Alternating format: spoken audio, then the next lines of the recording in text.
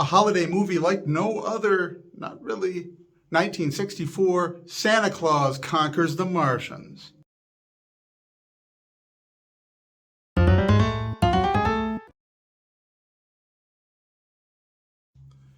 I feel like I actually saw this one 7 or 8 years ago, but only was half-heartedly paying attention. I think there was some messed up footage, bad tracking footage, and it was on YouTube.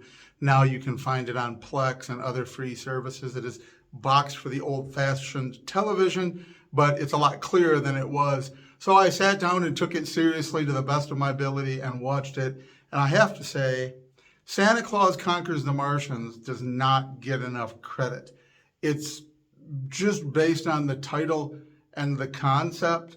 It's kind of easy to make it a whipping boy and to pick on it online. But when you watch it, and especially it is in the realm of science fiction, obviously science fiction coming out of the 50s and into the 60s, not the best special effects, and yet there's a lot of really interesting concepts in it. I say that a lot about a lot of science fiction that doesn't come out well. But seriously, the Martians, their architecture, their furniture, now their outfits seem kind of dumb, like bad comic book level costumes.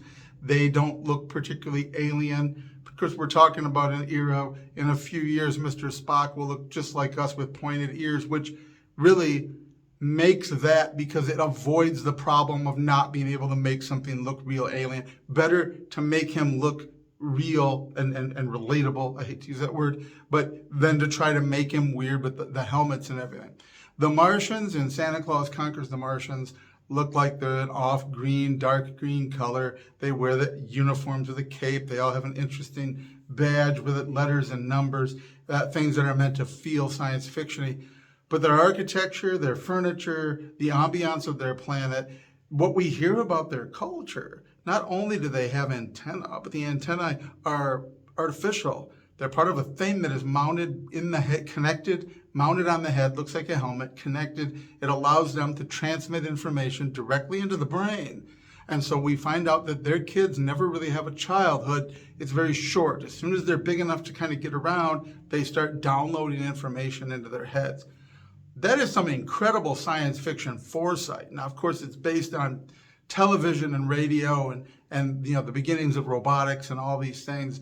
But I don't remember seeing anything quite like that until Star Trek gave us the Binars or the Borg, the idea of the merger of this genetic and artificial components and putting them together in this fashion, and how that's actually, as weird as it sounds, the Martians in Santa Claus Conquers the Martians are dealing with the consequences of this technology robbing their children of their childhood.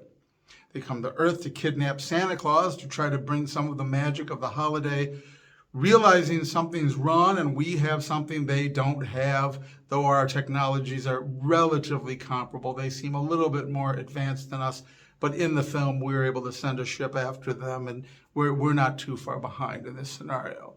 But realizing the effect that technology has had and the way that they're raising their kids or not raising them, letting technology do it, and realizing that they're missing something and seeking the more old-fashioned, more primitive, organic way of raising kids, and tying all of that in with the holiday spirit of giving and Santa Claus. It's almost like they brought a religion to Mars to help save them, but they carefully dodged any discussion of Christianity, even at Christmas time, by making it a Santa Claus movie about the spirit of giving. It ends up being a lot better than you would expect.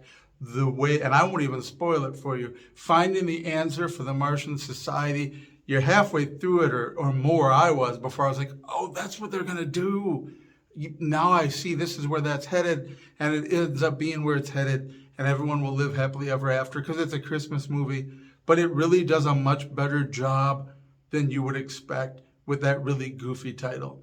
And even though the Martians in their appearance are awfully silly, it is a well thought out concept with the helmets and the technology and the way that they live, the way they live longer than us, or some do. They maintain elders out in the wilderness that they go seek. It's some really very well thought out science fiction conceptualization of an alien way of life with all of the limited technologies and effects that they had available at the time, really foresaw what the smartphone would do and the risk of plugging people directly in and how that affects our children and their growing up. Much more prophetic than they could possibly have known.